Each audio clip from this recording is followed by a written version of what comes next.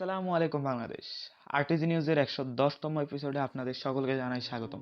আশা করি সবাই অনেক ভালো আছেন। আলহামদুলিল্লাহ আমিও অনেক ভালোই আছি। তো আজকে যে নিউজগুলি আপনাদের জন্য থাকবে একই রকমভাবে ৪-৫টি নিউজ এবং খুবই দুর্দান্ত কিছু নিউজ। সেই ৪-৫টি নিউজই কিন্তু অনেক দুর্দান্ত হতে যাচ্ছে। তাই আশা করব যে ভিডিওটি পুরো দেখবেন, ভালো লাগলে লাইক করে দেবেন, ভালো না লাগলে ডিসলাইক বাটনটি সবসময়ের মতো রয়েছে। আর কমেন্টে জানাতে পারেন যে কেন ডিসলাইক করেছেন, যাতে সেই জায়গাটি আরও ভালোভাবে আপনাদের জন্য প্রস্তুত হতে পারে।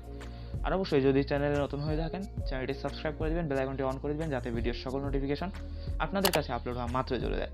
তো চলুন কথা না বাড়িয়ে আজকের আরটিজি নিউজ আমরা শুরু করি। তো প্রথম খবরটা আমরা দিব মিডিয়াটেককে নিয়ে। তো মিডিয়াটেক হয়ে গেল আমেরিকার সবচেয়ে বড় অ্যান্ড্রয়েড স্মার্টফোন চিপ সাপ্লায়ার। আমেরিকার মধ্যে কিন্তু সবচেয়ে বড়, এবং এটা অর্জন করতে অবশ্যই মিডিয়াটেকের অনেক সময় লেগেছে, অনেক কষ্ট করতে হয়েছে, এবং বর্তমানে মিডিয়াটেক কিন্তু নাম্বার ওয়ানে, এবং কোয়ালকমের মতো একটি কোম্পানিকে বিট করে দিতে পেরেছে মিডিয়াটেক। তো এখন চিন্তা করতে পারেন মিডিয়াটেক কতটা ভালো কাজ করছে এই লাস্ট 2 বছরে, অর্থাৎ প্যান্ডামিকের পর থেকে কিন্তু মিডিয়াটেক জ্বলে উঠেছে এবং খুবই ভালো কাজ করছে। আর অবশ্যই ভবিষ্যতেও ভালো কাজ করবে, এটাই আশা থাকবে মিডিয়াটেকের কাছে, এবং তারা এই যে পজিশন সেটা বজায় রাখতে পারবে। তো অ্যাপল কিন্তু অফিসিয়ালি অ্যানাউন্স করে দিয়েছে তাদের পিক পারফরমেন্স ইভেন্ট, অর্থাৎ সেখানে সম্ভবত 3-4টি জিনিস লঞ্চ হবে। একটি হতে পারে অ্যাপল ওয়াচ 8, আরেকটি হতে পারে আইফোন এসি 3 2022, আরেকটি হতে পারে অ্যাপল আইপ্যাড এয়ার 2022। তো এই 3টি হয়তো এখনও শিওর নয়, এতটুকু মানে লিকস বলছে যে এই জিনিসগুলি লঞ্চ হওয়ার সম্ভাবনা রয়েছে।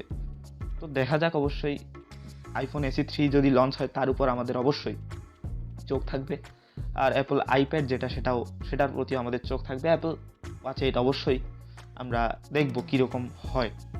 তো এমডাব্লিউসি এখানে এটা শেষ হয়ে গেছে, প্রায় শেষের পথে, বা শেষ হয়েই আছে বলা যেতে পারে। তো এই এমডাব্লিউসিতে একটি অ্যাওয়ার্ড হয়েছে, যেটা হচ্ছে গ্লোমো অ্যাওয়ার্ড, যেটার মধ্যে গ্লোবাল মোবাইলের যে মোবাইল সেগুলোর একটা অ্যাওয়ার্ড হয়েছে। এখানে 6টি ক্যাটাগরি ছিল, যার মধ্যে একটি ছিল ডিসরাপটিভ ইনোভেটিভ স্মার্টফোন। সেটার অ্যাওয়ার্ড কিন্তু জিতে নিয়েছে ওপো ফাইন্ড এন, এবং এটার কারণ হচ্ছে ওপোর ফাইন্ড এন এর যখন আপনি ফোল্ড করবেন, ফোল্ড করার পর ক্রিস অর্থাৎ দাগ ফোল্ড করার পর যে দাগটা সেটা খুব বেশি পরিমাণে কম থাকে, যার কারণে এটা কিন্তু অনেকের মন জয় করে নিয়েছে, এবং এই কারণেই কিন্তু এটি ডিসরাপটিভ ফোন অ্যাওয়ার্ড জিতে নিয়েছে। তো অবশ্যই ভালো, ওপোর ফাইন্ড এন ফোনটি অবশ্যই অনেক ভালো, বাংলাদেশে অফিসিয়ালি পাওয়া যায়, অবশ্যই আমার মনে হয়েছে খুবই ভালো একটি। তো রিয়ালমি অ্যানাউন্স করে দিয়েছে, অ্যানাউন্স করেনি, ডেমো করে দিয়েছে রিয়ালমির ultra dart 150 watt charging. Ultra dart 150 watt charging, এটা অবশ্যই রিয়ালমি অফিসিয়ালি অ্যানাউন্স করে দিয়েছিল, এবং এটা বর্তমানে তারা ডেমো করে দিয়েছে। এটার মধ্যে তারা দেখাচ্ছে যে 5 মিনিটের মধ্যে একটি 5000 mAh এর ব্যাটারিযুক্ত ফোন কিন্তু 50% চার্জ হয়ে যাচ্ছে, 5 মিনিট অনলি। তো অবশ্যই 10 মিনিটে 100% চার্জ হওয়ার সম্ভাবনা অবশ্যই রয়েছে, এবং আমার মনে হয়েছে চার্জিংটা অবশ্যই ভালো। আর ফোনটা হতে পারে রিয়ালমি জিটি নিও 3 এই ফোনে, এবং এটি হয়তো আগামী মার্চ এপ্রিলের দিকে লঞ্চ হয়ে যাবে। তো দেখা যাক কি হয়, আর আমার মনে হয় ভালো একটি ফোন।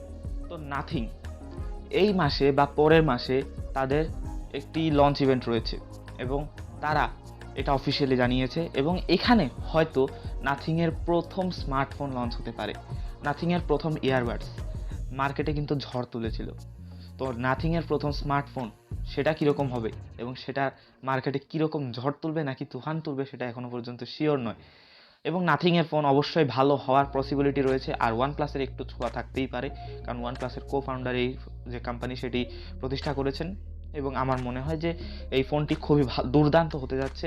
আর এছাড়া আর কিছু বলার নেই, কারণ নাথিংয়ের ফোন এখনও পর্যন্ত আমরা কখনোই পাইনি, ব্যবহার করার কোনো অভিজ্ঞতাই নেই, কীরকম হবে সেটা জানার এখনও পর্যন্ত কোনো রকম লিক্স নেই। তো আশা করা যায় যে একদম দুর্দান্তই হবে ফোনটি। তো টেক নিউজের একদম লাস্টে গিয়ে আমাদের কিন্তু লাইট চলে এসেছে। আমার যে রুম সেটার মধ্যে 2টি লাইট এখন, এতক্ষণ একটি লাইট চলছিল, এবং এখন কারেন্ট আসার পরে আরেকটি লাইট চলছে। তো তাও লাইটের সাথেই আমরা টেক নিউজটা শেষ করে দিই শাওমির খবর দিয়ে। শাওমির শাওমি মিক্স 5 এই ফোনটি আসতে যাচ্ছে, এবং এই ফোনটি 150 ওয়াটের ফাস্ট চার্জিং সাপোর্ট করবে রিয়ালমি জিটি নিও 3 মতো, এবং এটা ডিজিটাল চ্যাট স্টেশনের একটি তথ্য, যেটা হয়তো খুবই বিশ্বাসযোগ্য। এবং আমার মনে হয়েছে যে এই ফোনটি যদি আসে এরকম হয়তো Realme GT Neo 3 সাথে এটি কম্পিট করবে, কারণ প্রায় এটাও সম্ভবত এপ্রিল বা মের দিকেই লঞ্চ হতে পারে। তো দেখা যাক এই ফোনটি কীরকম ধামাল করতে পারে আমাদের গ্লোবাল এবং চায়নার বাজারে। তো অবশ্যই আমার আশা থাকবে যে ভালো একটি ফোন হবে। তো আপনাদের কি মনে হয় সেটা অবশ্যই কমেন্টে জানিয়ে দিতে পারেন। আর এই ছিল আজকের আরটিজি নিউজ 110, এবং আশা করবো যে নিউজগুলি ভালো লেগেছে। এটি লাইক করে দিতে ভুলবেন না, আর ভালো না লাগলে ডিসলাইক করতে ভুলবেন না, কারণ ডিসলাইক করলে আর কমেন্টে জানিয়ে দিলে যে কেন ডিসলাইক করেছেন, যাতে সেই জায়গাটি আরও ভালোভাবে উন্নত হতে পারে, সেই জন্য আপনারা কমেন্টে জানিয়ে দিবেন। আর অবশ্যই চ্যানেলে নতুন হলে চ্যানেলটি সাবস্ক্রাইব করে দিবেন, বেল আইকনটি অন করে দিবেন, যাতে ভিডিওর সকল নোটিফিকেশন আপনাদের কাছে আপলোড হওয়া মাত্রই চলে যায়। তো আমি চলে আসবো আবার আগামীকাল আপনাদের জন্য সম্পূর্ণ নতুন একটি ভিডিও নিয়ে। Till then, stay home, stay safe, and make your own world of technology. আসসালামু আলাইকুম।